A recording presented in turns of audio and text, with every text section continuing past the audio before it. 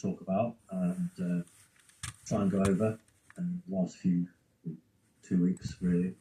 So rather than sort of go back to the very beginning of Trump's win, I'd rather talk about where we are now. A lot of people had said to me, when Trump won, why haven't you done an update? When are you going to say something? And the truth was that it wasn't a surprise to me that he won. And I wanted a lot of other people to get their, I don't mean to be rude, but get their crazy energy out. The social media, the alternative news was just absolutely swamped with lots of people and lots of comments. And that's fair enough, and that's great. And I knew that what would be more important would be a little while later. I'd always said that the time between Trump's election victory and the 20th of January was a vacuum, and this was the most dangerous period. So rather than start off with, how the election victory went, I'd rather talk about where we are now, because it's, in many ways, it's just as important. You will already, by now, know that Biden has authorized the use of long-range missiles into Russia. And the big question, I think, is why now? For months and months and months, Biden has been asked repeatedly to allow Ukraine to use, and let's say they're American missiles, it's the ICS chip in there that's American manufacturer. It's not necessarily the missile, but it's the chip, it's a technology. That's just an aside, but I'd like to try and be quite clear on that. So that's why Biden says he was the only one that could give the authority to use it. And why has he done it now? So even people who don't listen to me or listen to people like me, they will be asking the question, why now, with 8 weeks left of his presidency, has he agreed to do this? When Putin has been quite clear that that would be a grave escalation and could lead to, what the mainstream news would report as a third world war. So if Biden hasn't totally lost his head, then maybe what he's saying is his party lost the election. He doesn't care anymore. And he's really angry. I know that there are people in the Biden administration who are incredibly angry with the 50-odd% of people in America who voted for Trump. And so maybe he thinks this is one way to pay them all back.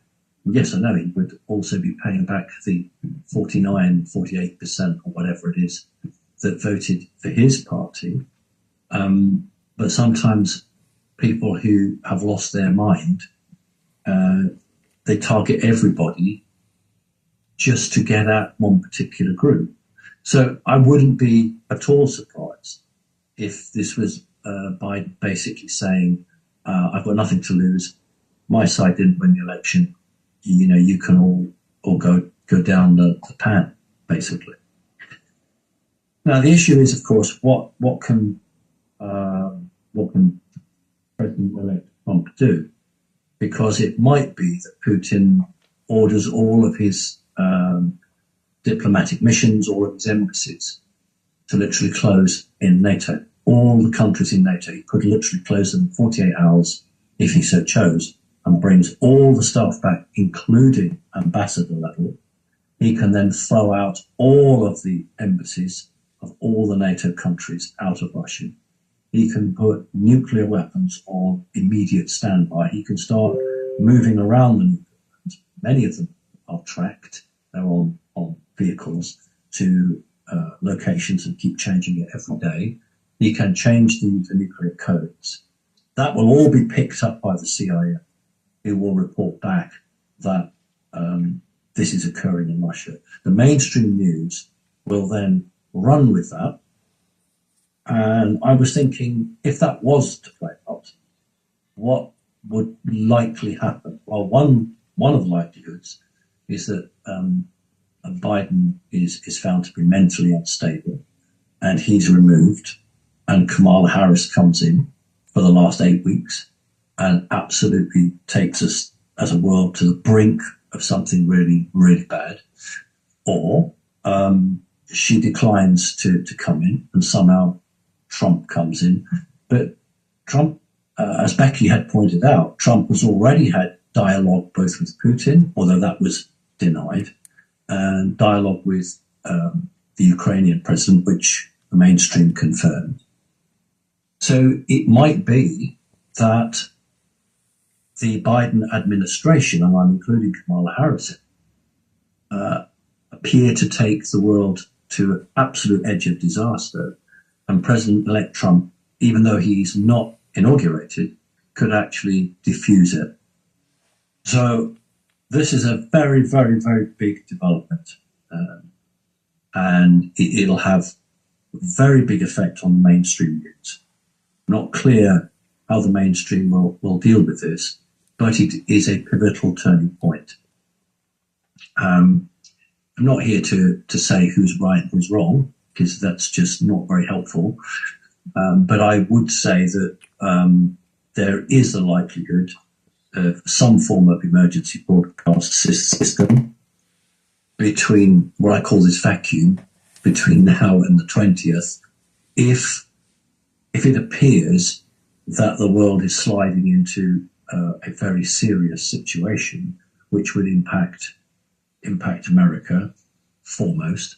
It would also impact Great Britain, some of the Baltic countries, possibly France, but maybe not Germany, because you saw how the German Chancellor did a special phone call with Putin, basically said, we don't want any part of what might happen, until the media got hold of it, and then he then came out and sort of retracted it. But the reality was that Germans know the history of 1945, and they don't want 1 million Russian soldiers coming through as they did in 45. So I think what German Chancellor did was position himself very, very cleverly, actually, though the mainstream media see him as a traitor to Ukraine.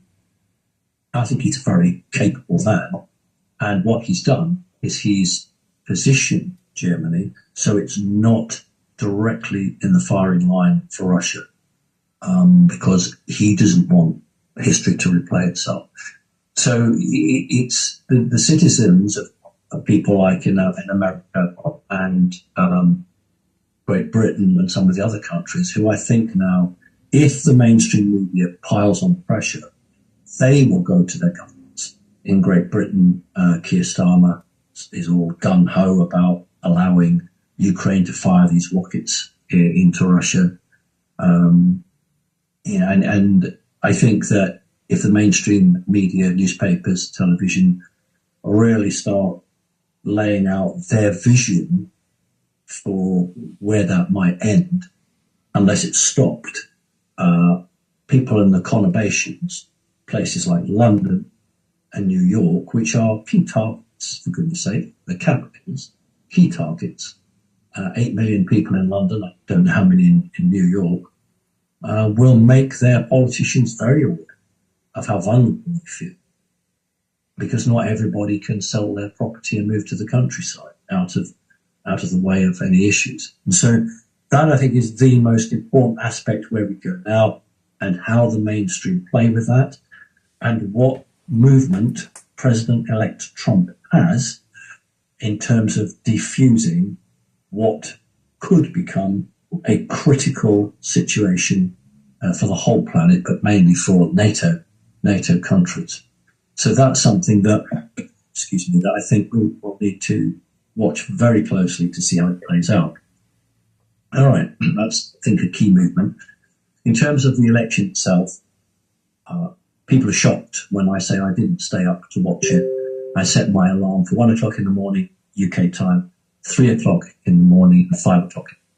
And I woke up, caught the news, went back to sleep. I did that 3 times because I wanted to see, most importantly, whether the votes were still being counted. You remember in 2020, they stopped counting, and then the next morning there was a massive vote dropping into that, which changed the whole dynamics. So I wanted to check to see if the votes would be counted, and they were. So I knew that we won't have to go through that again. That will be sorted. And I was so confident that Trump would win. We thought between 290 and 300 college votes. That's what we predicted. So he got over 300. So that's incredible. We weren't right, but we weren't far off it. And it was in the right direction. And that's great. I knew that the Senate would change, and there's one more Senate seat. And I don't know why they're not calling it. It'll be 53 for the Republican Party. The Congress is very interesting because there are a couple of dynamics in play.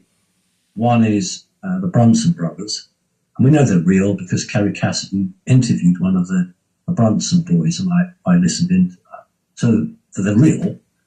The question is just how real is what's behind them or behind that. I don't mean that disparaging. What I mean is just how much of that has really embedded within the Supreme Court. Because it is possible that the Supreme Court between now and the 20th could say all those lawmakers who voted to suppress an investigation into corruption are removed for 10 years or so from being representatives, being lawmakers.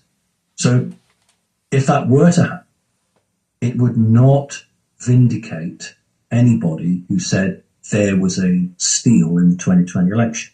That's not what it would be about. It would merely be to say that the Congress should have investigated it. I think it was something like 149 lawmakers who voted that it should be investigated. Now, all of those who vote against that, their names will be recorded.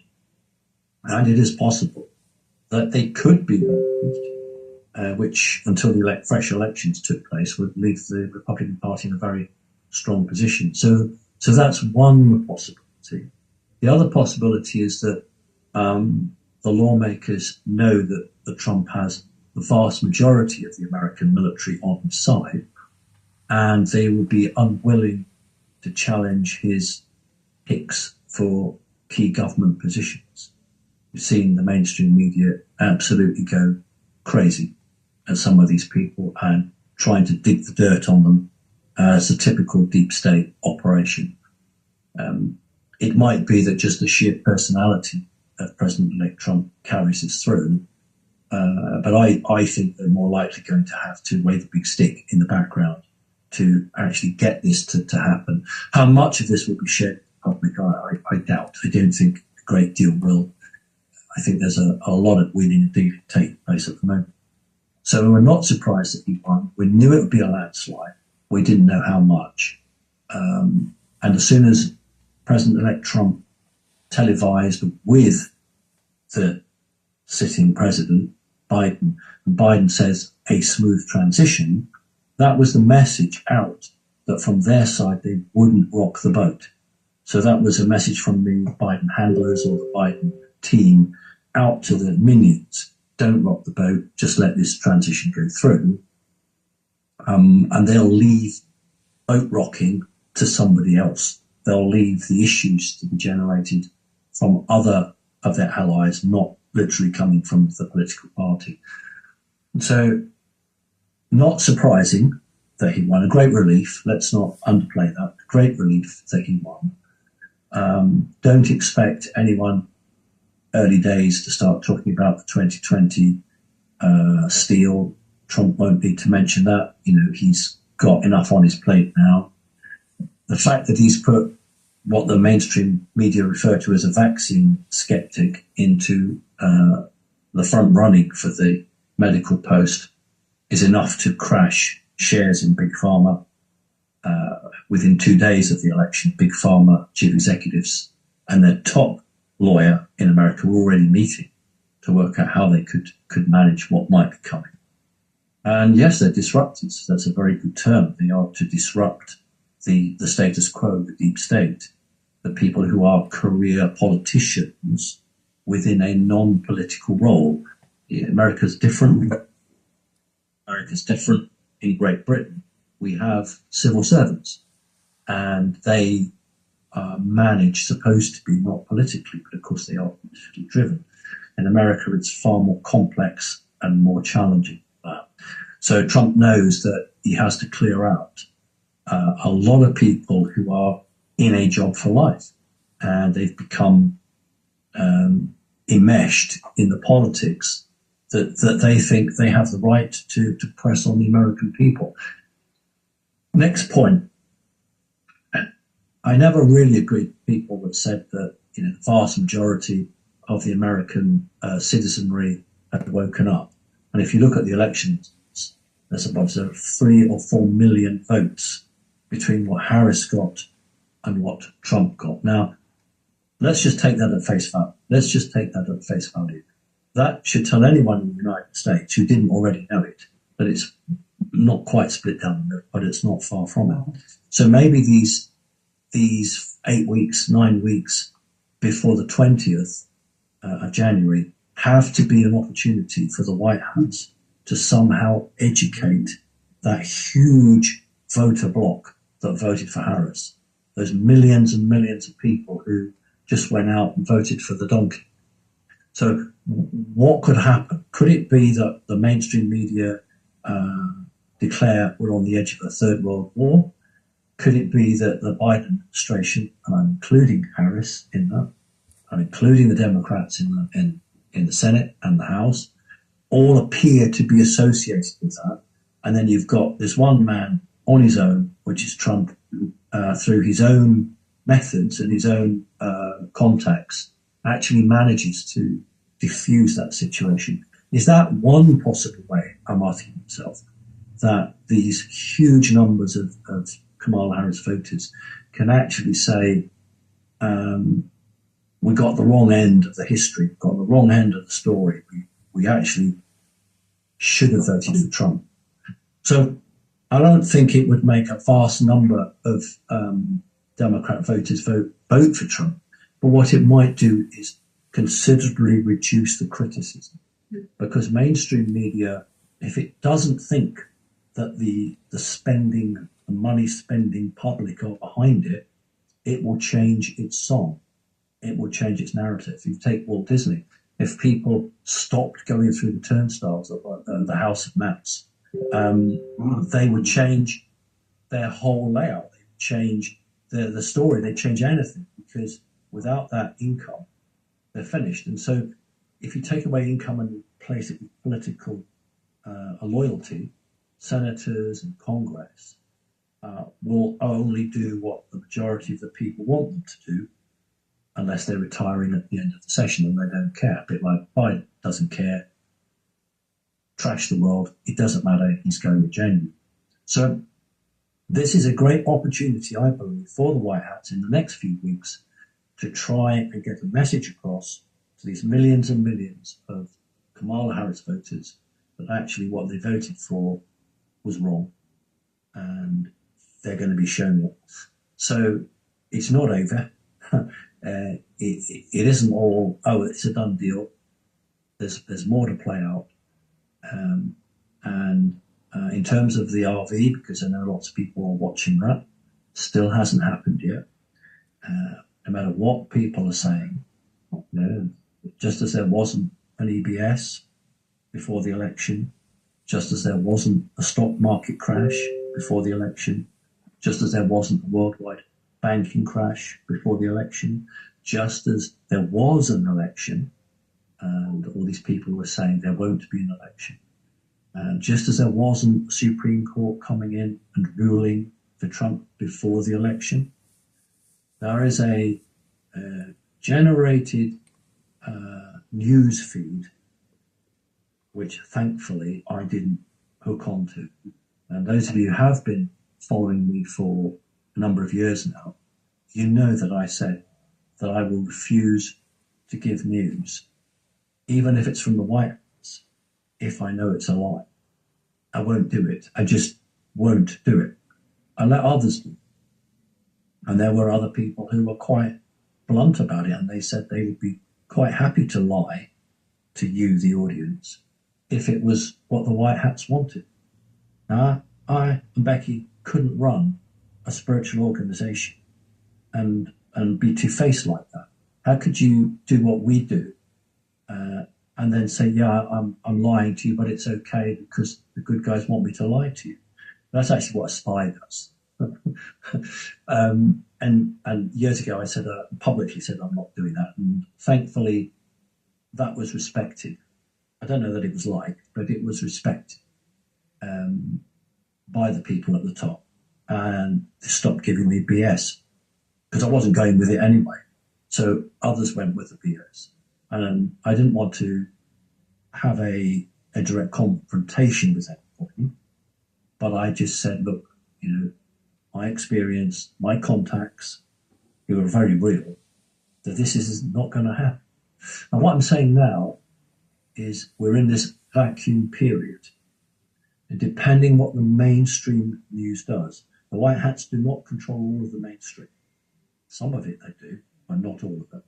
And it depends how it moves, which pathway this news story takes. And how many millions of devoted anti-Trumpers at least move into the middle ground and say that they don't have an opinion. That's the real key, because you can't have a country that's nearly split down the middle. And what did Trump say? It was about healing. And healing is literally about the mindset of the people that live in the country, your citizens. And you won't heal them with divisive arguments, but you might heal them if they are shown the path that they were on. And because Trump has won, he's going to take America and the world to a different path, which is a better future. But you can't force that down people's throats. They have to come to it themselves. They have to have the model played out, shown to them, and then they make the choice as to what they want to do. So this sort of chat from me wouldn't have gone down so well a few days ago. Everyone was talking about he's won and it's great and everything's going to be fine and all of this. And that had to pass through, that had to happen. But the reality is that we need to have a level head, keep our feet firmly on the ground, and to realise that an awful lot of stuff coming out, both on the mainstream and on the alternative news, is actually BS. It's just nonsense. And some people were really sucked into it and they went for it. They're very quiet now. Others were very against it. They tried to play a middle ground because they don't want to alienate people who are going through a process of learning. So that's it really. All eyes on the mainstream now, because the mainstream are playing for the Kamala Harris voters. All right, they've lost the Trump voters. They're playing for the other 49% of America. So look at mainstream. Look at mainstream. Try to say, what is its role now? Is it really trying to change the world, or is it actually trying to control and manage this vast number of Democrat voters? That's what's being played for, because no president, and I'm an ex-politician, nothing as grand as a president, but I am a man who stood for votes and won and went back to the electorate 4 years later and won again and again. And it's easy to get elected. Actually, people won't like that, but it's easy to get elected. It's very, very difficult to get elected a second time, because the first time you stand for election, you promise whatever, and people say, yeah, I like what that person's saying, I'll vote for them. When it comes around again in 4 years' time, it's not what you said, it's what you did. And then they'll vote for or against you in how you delivered your program. So for Trump to come back officially this time is even greater than his first win, because he has been elected on what he did and what he said, and they put the two together. And that's the sign of a very good politician, somebody who can win again without the help of the deep state. I'm not talking about people who manipulate elections. I'm talking about a free and fair election where somebody is returned, like President-elect Trump. Because if President-elect Trump was no good, the American people wouldn't have had him back. But they did. And so without calling in the savior aspect of it, I think he probably is the only person now who can rally free-minded people to prevent what is fast looking like an incredibly serious situation militarily. So, not worried. There's not going to be a third world. I think the media may do a very good job at that, but I don't. And so I'm not fear-mongering, I'm not scared, but I'm saying that something has to play out to engage with the Kamala Harris voters. Right? We'll do another one of these, but just give it a few days and let's see where we go with it. So thank you for everyone who plays a role in connecting consciousness, whether you're event hosts, admins, whether you translate, and the coordinators always get thanked. And sometimes we don't thank the other members of our team. And I thank the members as well who are in connecting consciousness. At least you have your feet on the ground, unlike some of these other groups that, I even saw a post the other day where someone was saying that President Trump had a mask. He wasn't really President Trump at all. He was somebody else.